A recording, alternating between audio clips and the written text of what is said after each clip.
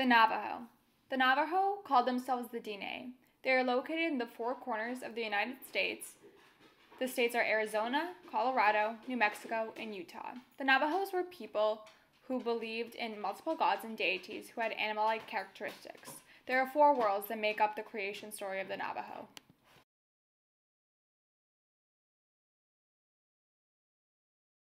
The first world. The first world was small and pitch black, and this is where the air spirit people started out. There were four seas, each ruled by a different spirit: the big water creature, the blue heron, the frog, and the white thunder. There were four different colored clouds. The blue and yellow made the woman, and the black and white made the man. The woman saw the man's fire and tried to find him 3 times. She eventually did, and he asked her to live with him. She agreed. The great coyote was formed in water, and he was hatched from an egg. All of the air spirit people then traveled to the second world. The second world. Once the air spirit people got to the second world, they realized they were not alone. There were other beings living there, like various types of birds. After 23 days, the air spirit people were banished from the second world and moved to the third.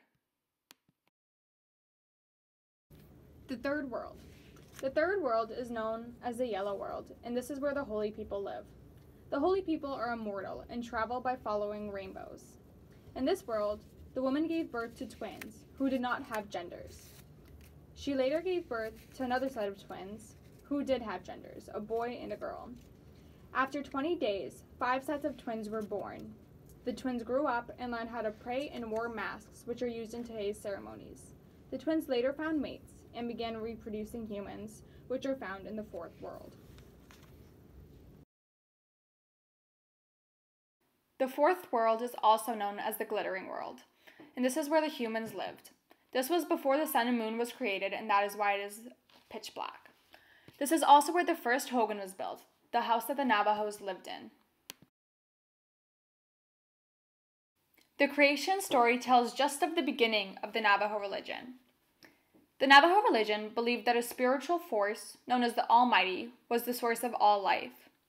The Navajo prayed to the sun because the sun was seen as a symbol of the Almighty, and it was known that the Almighty got the power to make all life from the sun.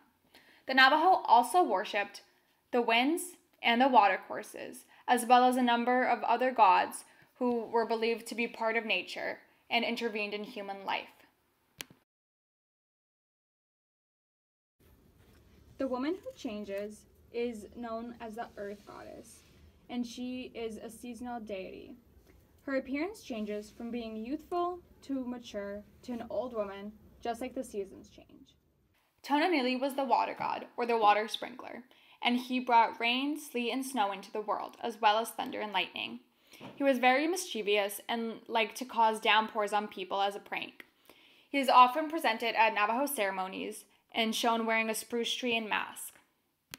Tsanui is the sun god, or the sun bearer, and he is known for carrying the sun on his back into the sky and providing daylight for the Navajos. The Navajos pray to Tsanui because if he gets angry, they believe that is why droughts happen, and that is why their crops wither up and die. Teklanui is his father, and he is known as the night carrier because he carries the moon on his back and brings nighttime and rest for the Navajo people. The Navajo did not see religion as a separate activity just because it was so integrated into their daily life. The purpose of the Navajo life was to maintain balance between the individual and the universe and to live in harmony with the Almighty. And this was done by performing religious practices on their specific times and their specific honored areas. And this was done with songs, chants, and prayers during ceremonies for healing the sick and for rites of passage for boys and girls. Okay, Mr. Shaw, what can you tell us about the Navajo?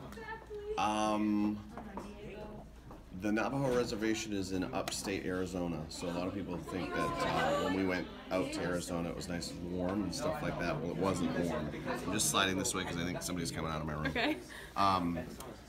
They are very poor people. They're self-sustained. It's a matriarch society, which means the woman is the pedestal. It's a society that values everything about women. They're matriarchs, as opposed to our culture, which is mostly patriarchal. I mean, well, at least many people believe that. What else can I tell you? They're hardworking. They're just human beings trying to survive and stuff like that.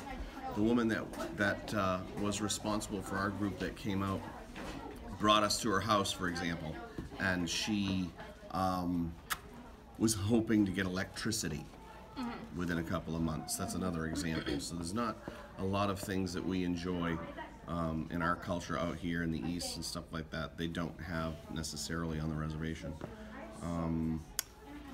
But they do have like McDonald's and stuff like that. No, I mean they do. They have a lot of normal things, Walmart, and I actually took one afternoon when I had some time and I went and did my laundry, and the laundromat was packed. A lot of the people bring in months of laundry though, so 4, 5, 6 baskets, and I had my little bag, you know. I certainly looked out of place, if you understand what I mean. But what else? Did you experience any like religious stuff or like ceremonies that they performed? Yeah, as a matter of fact, they believe in sweat lodges. They believe that they can rid themselves of either spirits or anything that's uncleansing or unholy. I don't know how I'm supposed to say this, but by going in and sweating it out. Oh wow. And then the men that I was with come out and actually roll in the red clay to give these sins, I'm saying, back to the earth. That was an interesting experience, to tell you the truth. We all, 11 of us, got into a little hut and with hot rocks in it, not fire. And it was about 130 degrees in there. So when you came out, you were soaked, you know. And they did chants inside that were like prayers and stuff. It was kind of interesting. A woman came and made jewelry with our kids, which was really interesting. We actually did a service project. We painted a common area, something similar to like our cafeteria. We actually painted the whole thing, which was really extensive, to tell you the truth. It was a lot of work for 3 days, and then we weeded a softball field. And out there, tumbleweeds grow, and they're as big as, you know, a car.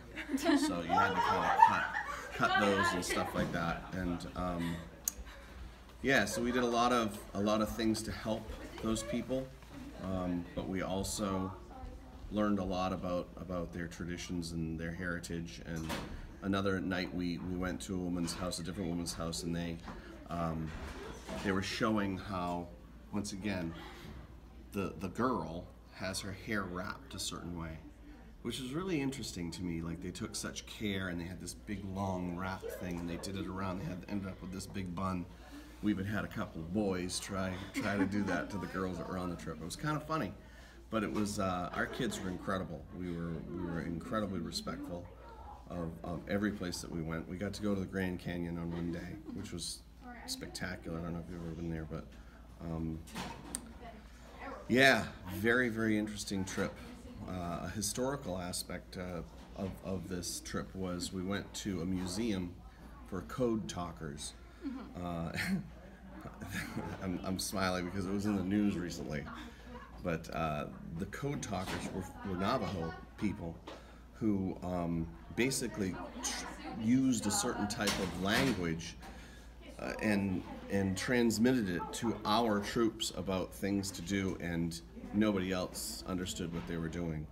So it was a specific code that the Navajo made up for our troops to help us in World War II. So it was a really neat thing, and they took a huge amount of pride in that, the Navajo. They were like, you know, see, look what we did for the country type of thing. So kind of neat.